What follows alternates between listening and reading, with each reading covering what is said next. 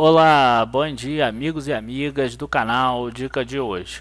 Vídeo de hoje, vídeo de quarta-feira, é um dia que eu respondo a dúvida de alguém que me manda ou aqui nos comentários, ou por e-mail, ou até por WhatsApp, ou que eu vejo em algum grupo, às vezes não é direcionado a mim, mas eu gosto de responder. E aí veio a dúvida do Haroldo. O Haroldo chegou para mim e falou assim, que ele me achava um cara sensato, por isso ele ia me perguntar isso, que ele achava interessante de eu ficar falando bem das empresas, mas que ele achava que as empresas pagavam muito pouco imposto, porque ele dizia que as pessoas físicas é que pagavam muito imposto e as empresas eram sempre ali perdoadas pelo governo, pagavam pouco e etc. Existe uma demonstração de resultado, que é a demonstração de valor adicionado, que mostra exatamente isso, quanto do dinheiro que sobra que vai para os funcionários, quanto vai para o governo, e quanto vai exatamente para os acionistas. Nós vamos ver um estudo sobre as principais ações aqui do Ibovespa com relação a essas empresas logo depois da vinheta. Por enquanto, curtam o vídeo, se inscrevam no canal e a gente já começa.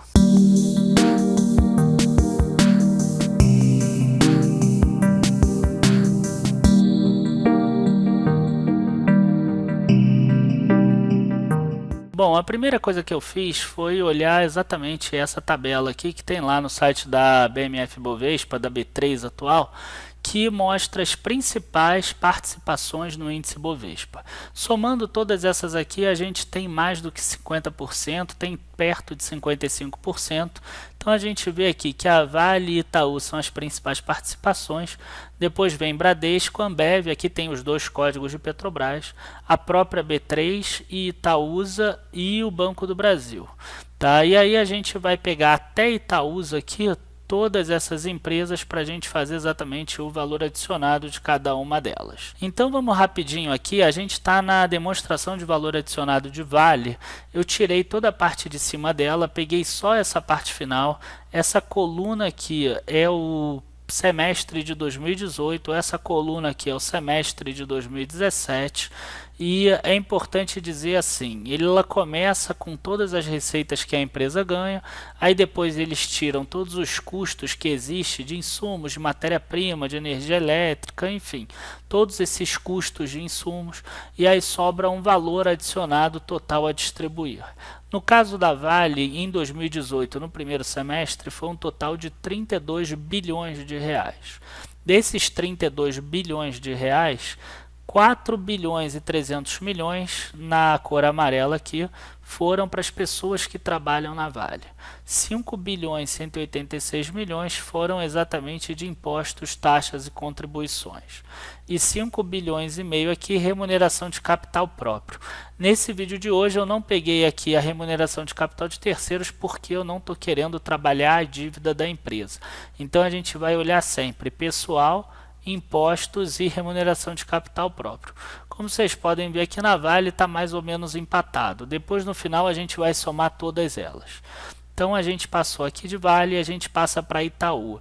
Itaú tem uma coisa interessante. Quando você chega aqui no final, distribuição do valor adicionado, eu até botei inteira a distribuição aqui para vocês verem, que sai aqui da receita e passa por insumos, tem as despesas com juros e etc, a parte de depreciação, enfim.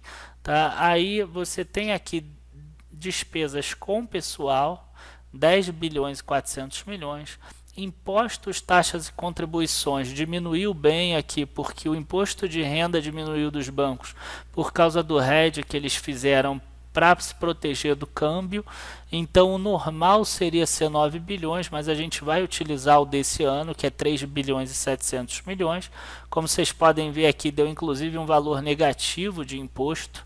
O imposto ele vai se ressarcir do imposto por causa dessa política de hedge. E a gente tem aqui remuneração de capitais próprios, o dinheiro dos acionistas.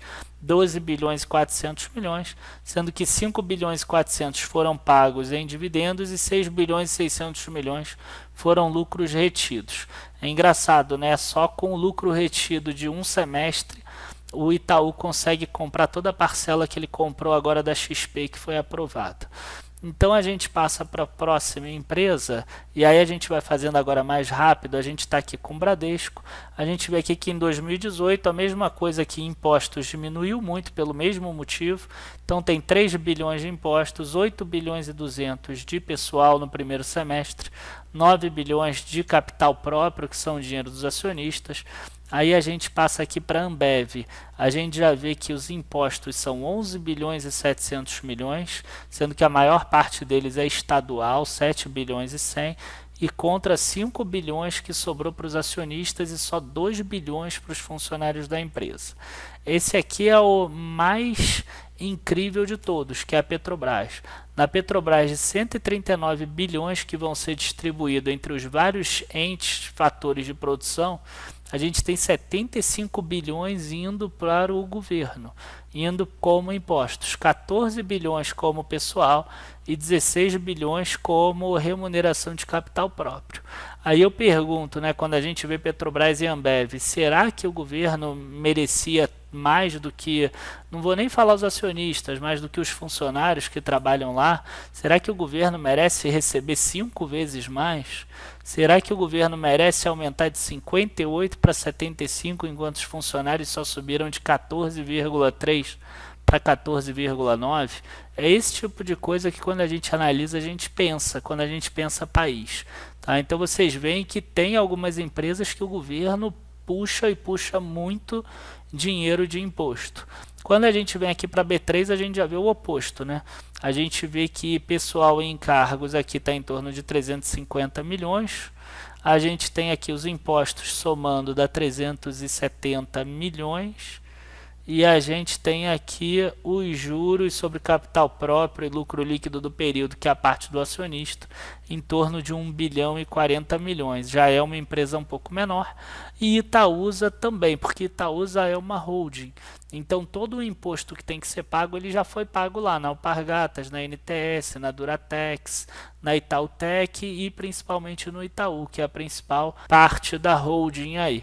Então a gente vê aqui que ela paga muito pouco. Quando a gente pega aqui, ó, 1 a 30 de 6 de 2018, 426 milhões, 557 milhões de impostos, inclusive tem poucos funcionários, gasta pouco aqui, e 4 bilhões 573 milhões de remuneração de capital próprio. 78% de remuneração de capital próprio. E o restante aqui de pessoal e impostos. Inclusive, quando a gente vê aquele desconto Itaúsa, a gente vê que sempre oscila em torno de 20%, 22%. Exatamente por causa disso. Ó. A gente vê que a remuneração do capital próprio é 78%. Então dá em torno dos 78%, 79% lá do Itaú. Tá? Então é mais ou menos por isso que gira sempre em torno desse patamar. Fica sempre entre 20 e 26, 20 e 26, enfim, sempre por aí. E aí eu resolvi somar tudo. Tá? Primeiro semestre de 2018, isso tudo aqui está em milhões de reais. Tá? Então a Vale, ela tem 4 bilhões 384 milhões, governo 5 bilhões 187 milhões, acionista 5 bilhões 505. A gente já passou por todos eles. Então aqui a gente tem um total de valor adicionado a distribuir de 196 bilhões, fora as despesas com terceiros, que a gente não pegou aqui a parte nem de aluguéis, nem de juros sobre capital que é emprestado. E a gente tem aqui que os funcionários das empresas, colaboradores, receberam 41 bilhões desses 196 bilhões. O acionista recebeu 54 bilhões, seja em dividendo, juros sobre capital próprio, ou seja como lucro retido que ficou na empresa para que a empresa cresça mais. E o governo, 100 bilhões 490 milhões. O governo, ele é mais do que a soma dos dois. Só o imposto que o governo recebeu da Petrobras era suficiente para pegar o acionista de todas as outras 7 empresas que são as maiores do Ibovespa. Então, Haroldo, o que eu tenho para mostrar para você é o seguinte: embora tenha alguns setores que realmente o governo acaba mordendo um pouco menos, você vê que o governo morde muito. Tá? O governo, ele pega muito dinheiro das empresas, inclusive sobra pouco para os acionistas por causa disso. O que eu tenho para falar é o seguinte, que sempre que existe uma proposta de aumento de imposto, na verdade, e isso é desde 1940, desde o Vargas, quando a gente tinha uma taxa aí de impostos sobre a renda de 15%, 16%, tá? É sempre, na verdade, uma forma de ganhar tempo. Na verdade, quando você aumenta imposto, você aumenta a arrecadação. Então, aquelas reformas que precisam ser feitas, elas acabam sendo deixadas para frente. Por quê? Porque aí você ganha mais 2, 3 anos, 4 anos. Se pegar um período bom, alta da economia, alta internacional, talvez você ganhe até 10 anos.